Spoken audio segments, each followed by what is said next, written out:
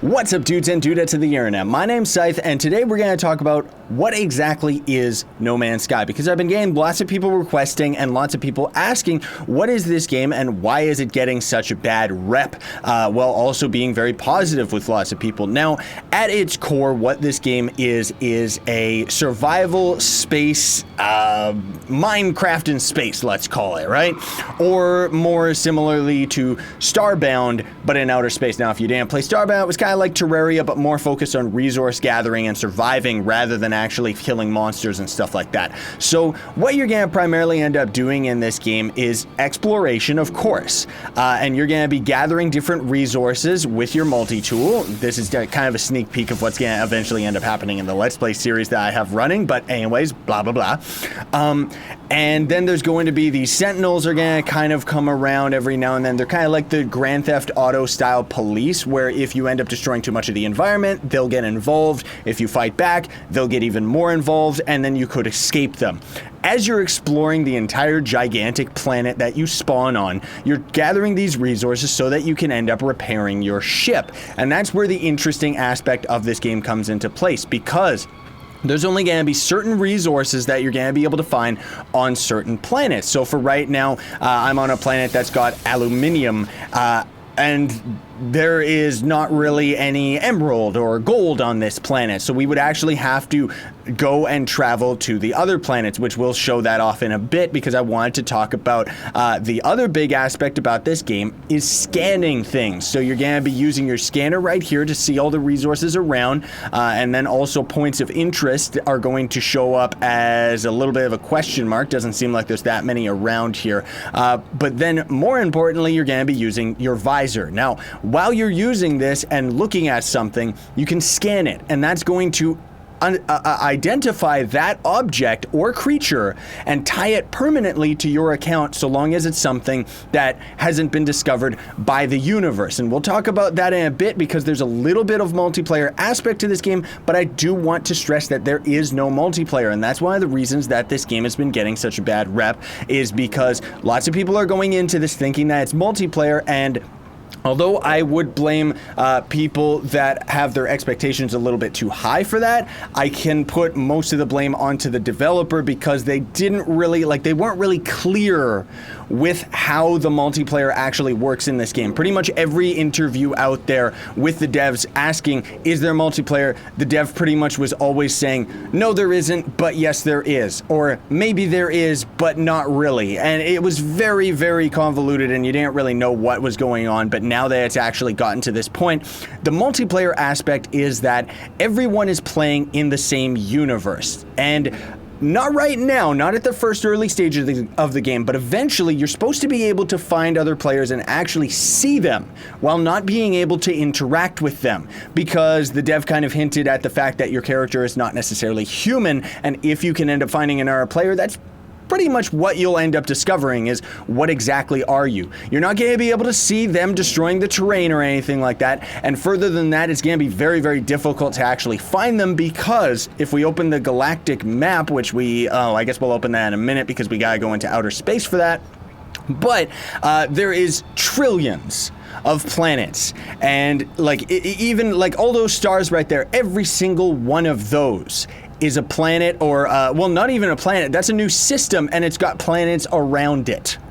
Yeah, so the amount of depth that can go into just exploring one world, I mean, you could spend a lifetime on one planet without ever going to another one, but then you would definitely be missing out, and you would be missing a lot of the resources that you could end up coming across, because resource gathering is very important and detrimental to this game. I would actually say that this game is very much a resource gathering game rather than all of that other stuff. It kind of does have, there's a little bit of combat, there's a little bit of space combat, but ultimately what combat does is gives you more resources, and you're going to be able to buy, trade, and sell all of those different resources for different sums.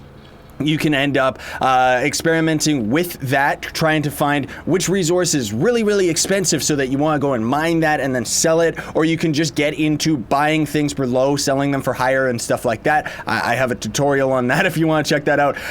And ultimately, it's like this game has a little bit of everything. you know?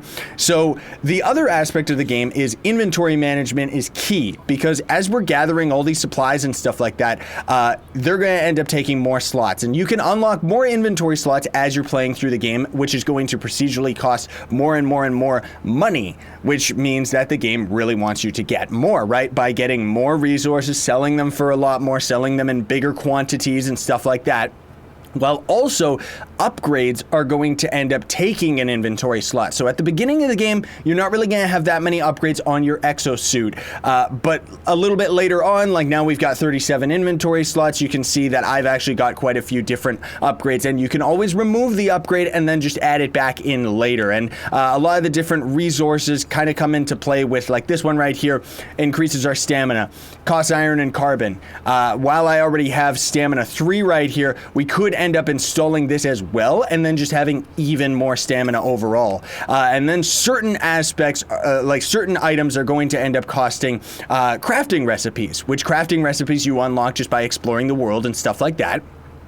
And then crafting each of these is going to cost more resources, right? So you can also craft stuff and you can sell it for higher because of the amount of tedium that it takes to actually go and get all the resources. The game always is going to be able to let you sell it for higher than so long as the market value is up on it, that's for sure.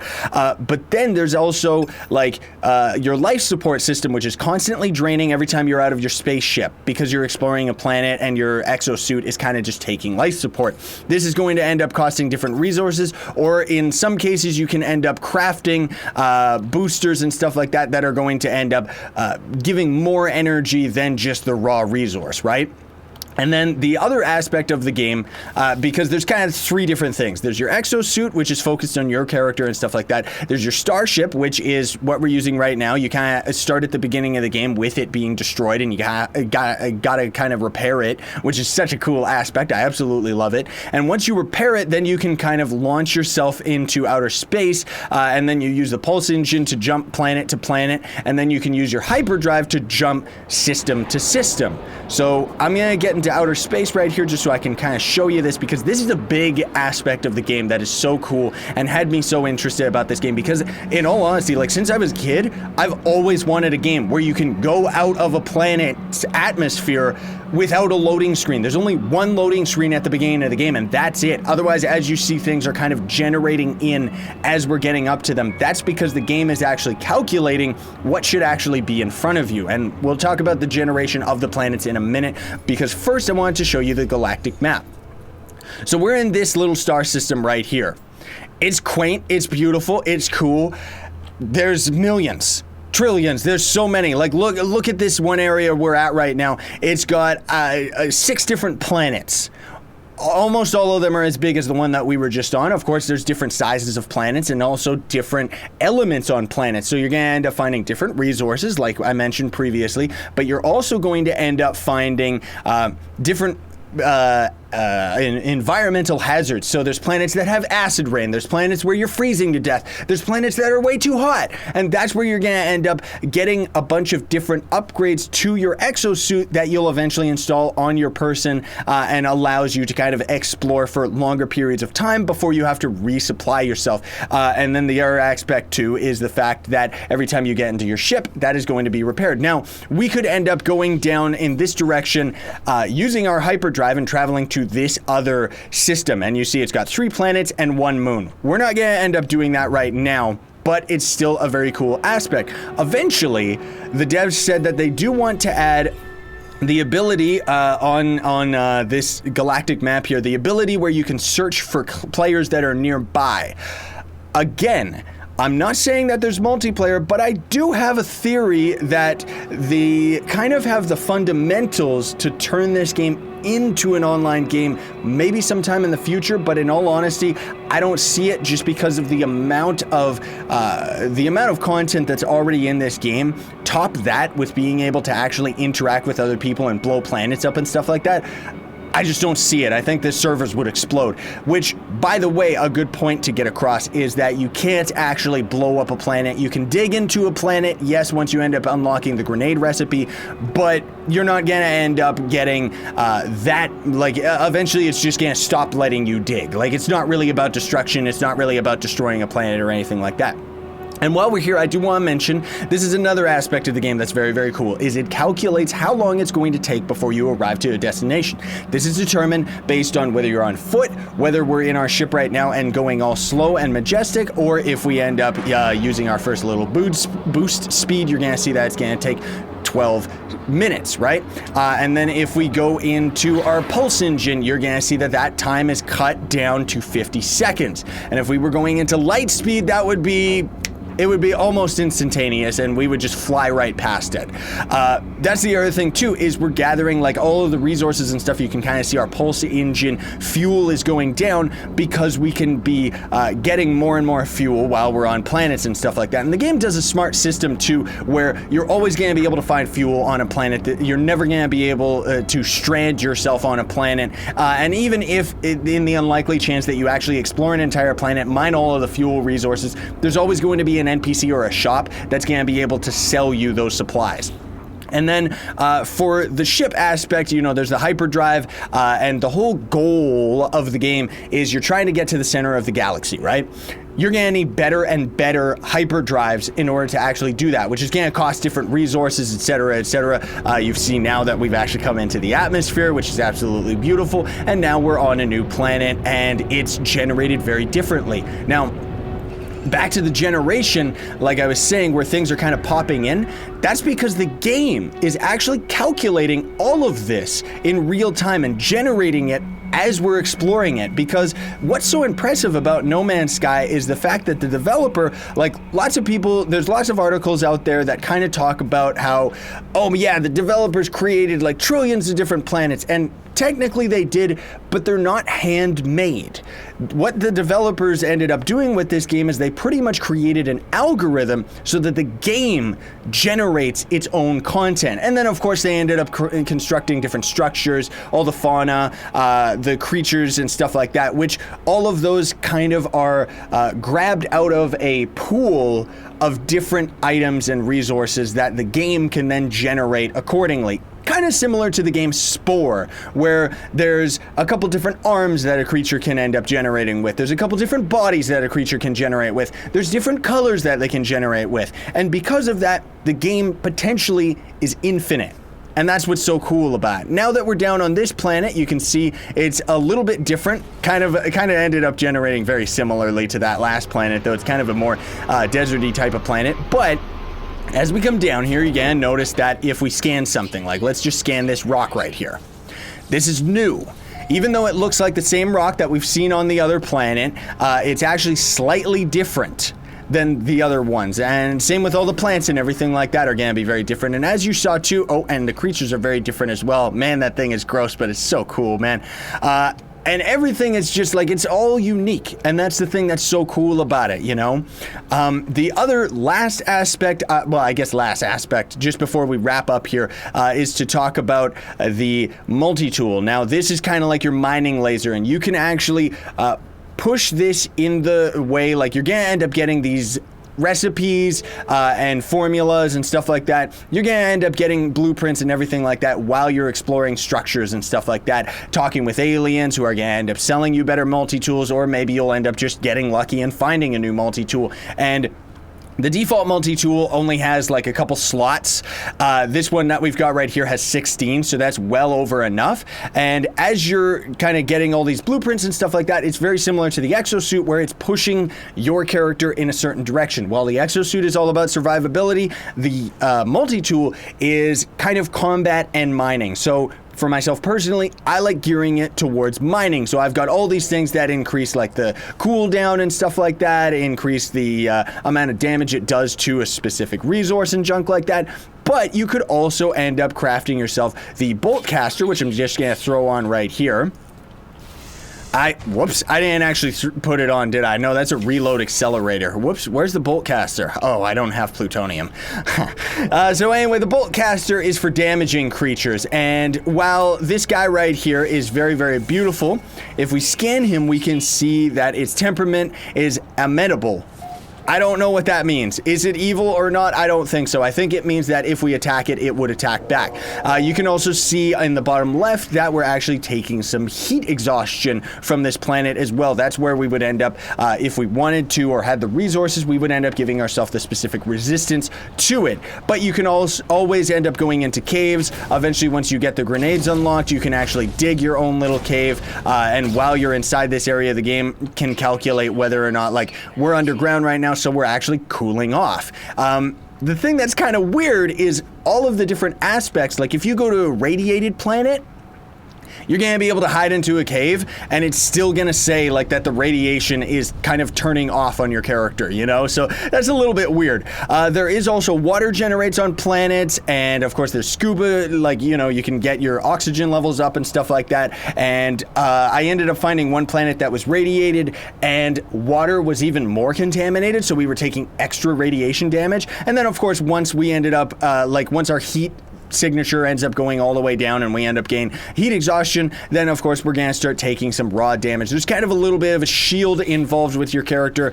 Yeah, you see in the top left, so we've got a little bit of our shield that's going to dissipate, and then we've got our basic health, which is going to start going down, and your shield will recharge over time so long as your life support is fully generated.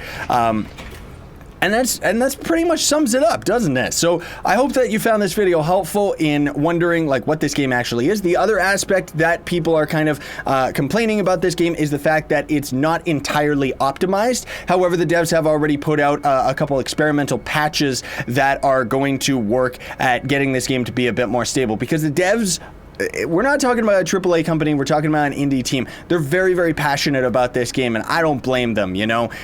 While this game probably was mainly designed to be stable on the PlayStation 4, because of course it's on PC and PS4, personally speaking, I think that PC is where they were developing the game originally, and that's because, and that's why it kind of like is taking advantage of the computer and being like a lot crazier, while also requiring a stronger computer than you would think, especially because of all the generations that are going in and everything like that.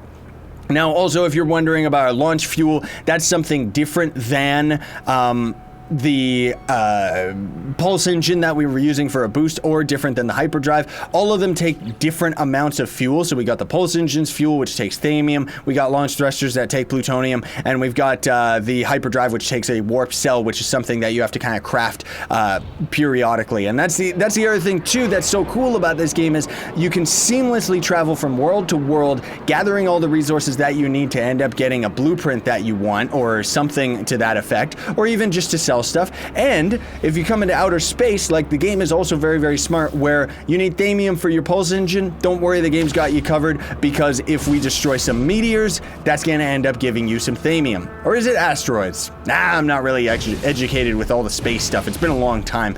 But either way, the appropriate resources are going to be where you are. Now, the other thing to mention too is that although you can crash into these asteroids and stuff like that, and cause yourself a little bit of damage, I don't think that you can end up exploding from that. Maybe you can, I don't know. But there is also a combat aspect to the game, like I was mentioning on the planet. You use that to fight sentinels and stuff like that. But you can also randomly find other trader ships, and you can kind of become a little bit of a space pirate, where you can shoot them down, try to get resources from them, and gear yourself and your ship towards, like, more combat oriented. And sometimes you'll actually see, like, these space freighters that are kind of flying by, and you can destroy them for a lot of resources and stuff like that, which of course is going to end up getting the sentinels, the space cops all up in your face about it. The other thing too that the devs mentioned they want to do eventually is, right now there is no building. I mean, technically you can burrow yourself a hole and call it a house, but there's not really any building aspect of this game. There's no base building or anything like that, but the devs said that they do want to make something like that eventually, and you can't really ride, like, space freighters and stuff like that. They also mentioned that they want that eventually too, for the people that are trade inclined, and I'm trying to see if we can find one nearby, because it might be a little bit difficult to see in the video. Yeah, okay, so You might not be able to see it, folks, but there's a line right in the middle of our screen right there. Just a very thin line that's kind of going in a direction. That is actually a trade route from some of the ships.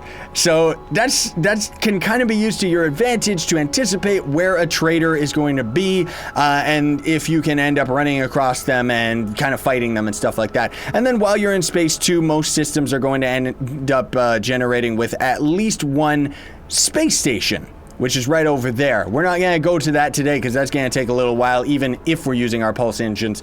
But what that is a place where you can buy and sell. Lots of traders go in and out of that place. And of course, the other aspect of the game that I forgot to mention is that your ship has inventory slots because you can end up either salvaging a ship from wreckage or you can end up buying a ship as well. So, very, very awesome game. I absolutely love it. I think the biggest reason that this game is getting such a bad rap from a lot of people is that they went into this expecting something that the game isn't. You know, they thought it was going to be some intense high combat game. They thought it was going to be like Destiny.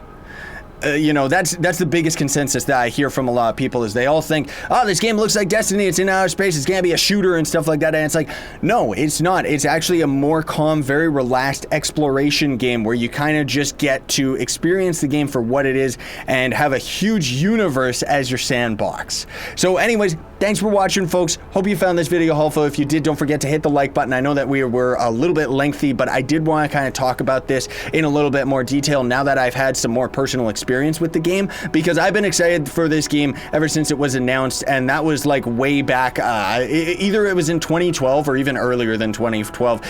Honestly speaking, I am so stoked that this game is out, and I'm actually very surprised that not many people are into this, while at the same time, I could fully understand that there's a lot of people there. We took a little damage. See?